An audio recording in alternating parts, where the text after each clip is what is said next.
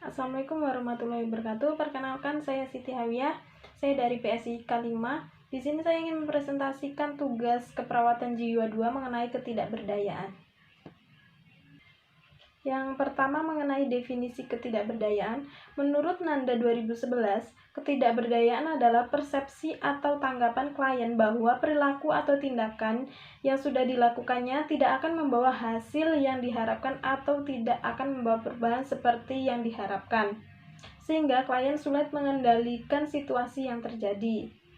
Sedangkan menurut Wilkinson 2007, ketidakberdayaan merupakan persepsi seseorang bahwa tindakannya tidak akan mempengaruhi hasil secara bermakna, kurang pengendalian yang dirasakan terhadap situasi terakhir atau yang baru saja terjadi. Selanjutnya mengenai etiologi ketidakberdayaan.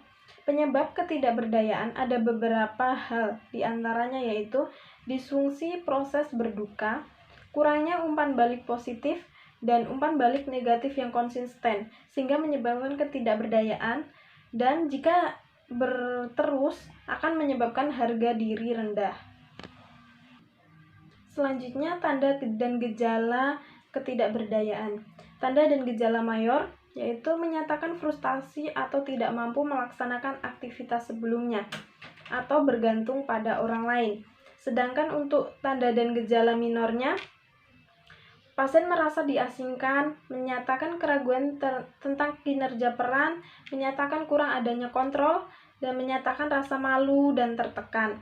Sedangkan data objektifnya, pasien tidak berpartisipasi dalam perawatan dan mengasingkan diri. Selanjutnya mengenai aspek ketidakberdayaan, yang pertama ada pengkajian, data subjektif. Pasien menyatakan frustasi atau tidak mampu melaksanakan aktivitas sebelumnya, merasa diasingkan, menyatakan keraguan tentang kinerja peran, menyatakan kurang kontrol, rasa malu, dan merasa tertekan. Sedangkan data objektif, pasien bergantung pada orang lain, tampak tidak berpartisipasi dalam perawatan, dan mengasingkan diri. Selanjutnya mengenai intervensi keperawatan, SP1 pasien, kaji ketidakberdayaan pasien, bantu pasien menguraikan perasaannya, latih pasien untuk berpikir positif, dan latih pasien untuk mengembangkan harapan positif atau afirmasi positif. Yang tujuannya yaitu pasien mampu mengontrol ketidakberdayaannya, dan setelah dilakukan asuhan keperawatan selama 4 kali pertemuan, dalam setiap pertemuannya 20 menit, diharapkan kondisi pasien sesuai dengan kriteria hasil, yaitu pasien mampu berpartisipasi dalam pengambilan keputusan, dan pasien mampu termotivasi untuk aktif mencapai tujuan yang realistis. Rasionalnya yaitu untuk menentukan intervensi selanjutnya, agar pasien mengungkapkan penyebab ketidakberdayaannya, berpikir positif membawa perubahan baik dalam fisik, mental, maupun individu. Untuk menegaskan bahwa pasien mampu lebih baik.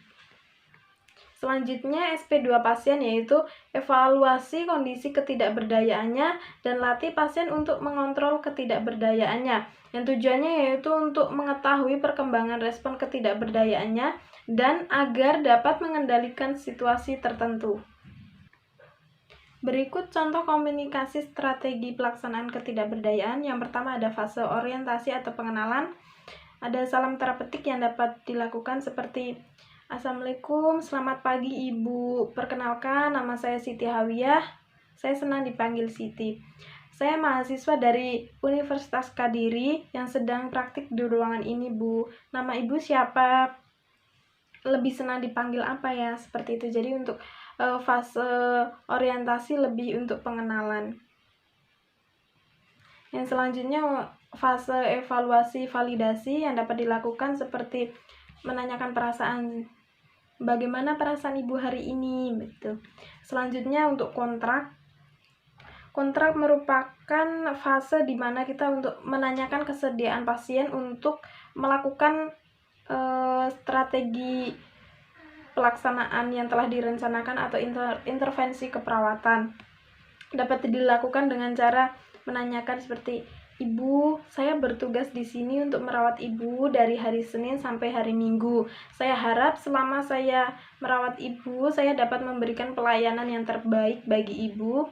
Ibu, sekarang saya ingin berbincang-bincang dengan Ibu untuk mengetahui keadaan Ibu. Apakah Ibu bersedia? Ibu ingin kita bicara di mana? Bagaimana kalau di ruangan ini saja? Baik Ibu, berapa lama ingin berbincang-bincang? Bagaimana kalau kita berbincang-bincang selama 20 menit? Seperti itu. Selanjutnya masuk ke fase kerja. Fase kerja merupakan proses komunikasi untuk menghadapi masalah pasien. Pada fase ini merupakan pelaksanaan tindakan intervensi. Contoh komunikasi fase kerja pada pasien ketidakberdayaan adalah seperti saya perhatikan tadi Ibu terlihat sedih dan merenung. Memangnya apa yang dirasakan Ibu saat ini? Terus, oh begitu ya Bu, jadi Ibu merasa tidak mampu. Pada saat apa biasanya Ibu merasa tidak mampu dengan diri sendiri? Bagaimana dengan lingkungan sekitar Ibu, misalnya dari keluarga Ibu? Adakah hal-hal yang disukai dari mereka? Gitu. Terus baiklah kalau begitu, sekarang bisakah Ibu untuk sebutkan kepada saya hal apa saja yang dapat Ibu lakukan? Bagaimana kalau saya membantu Ibu untuk membuat daftar hal-hal positif dan kemampuan yang Ibu miliki? Baik, tadi Ibu sudah menuliskan dan menyebutkan hal-hal positif dan kemampuan yang dimiliki Ibu. Di sini Ibu dapat melihat sendiri, Ibu memiliki kelebihan seperti orang lain, tapi tergantung Ibu, apakah ingin mengembangkan kemampuan tersebut atau tidak. Menurut Ibu, kemampuan-kemampuan tersebut perlu dikembangkan atau tidak?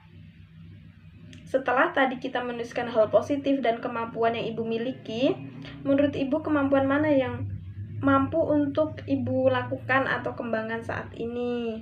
Evaluasi bertujuan untuk mengetahui sejauh mana tujuan dari rencana keperawatan itu sendiri tercapai. Pada fase evaluasi, kita dapat menanyakan seperti bagaimana perasaan Ibu setelah tadi kita berbincang-bincang. Selanjutnya masuk ke tahap rencana tindak lanjut. Berikut contoh komunikasi rencana tindak lanjut seperti kita menanyakan, nanti Ibu dapat mempraktikkan kembali kemampuan positif yang sudah Ibu tulis. Bagaimana kalau kita masukkan dalam jadwal kegiatan harian ya Bu? Selanjutnya masuk ke tahap akhir, yaitu tahap kontrak yang akan datang. Pada tahap ini merupakan tahap untuk membuat kontrak untuk pertemuan berikutnya. Jadi, pada tahap ini kita dapat menanyakan kesediaan pada pasien untuk bertemu pada hari, jam, dan kegiatan yang akan dilakukan pada pertemuan berikutnya. Sekian presentasi saya mengenai ketidakberdayaan. Apabila ada kesalahan, saya mohon maaf. Wassalamualaikum warahmatullahi wabarakatuh.